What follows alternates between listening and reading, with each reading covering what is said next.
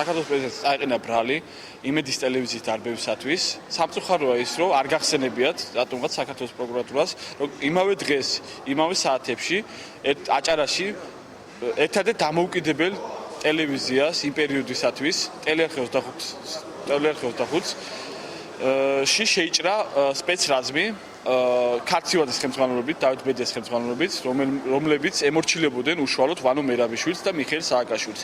სამწუხაროა ის ფაქტი, რომ არ იქნა ეს გათვალისწინებული, მინდა მივმართო, რომ ეს საქმე უნდა იყოს გაერთიანებული. საქმე ეხება 2007 წლის 7 ნოემბერს მომიტინგეთა მასობრივად დარბევას, ტელეკომპანია იმედში შეჭრას და არკატი პატარკაციშვილის კუთვნილი ქონების დანაშაულებრივად ხელში ჩაგდებას.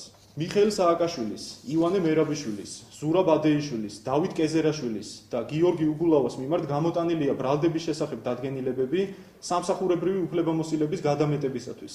გამოძიება გრძელდება საქართველოს სისხლის სამართლის კოდექსის 333 მუხლის მესამე ნაწილით, რაც სასჯელის სახედაზომად ითვალისწინებს თავისუფლების აღკვეთას 5-დან 8 წლამდე ვადით.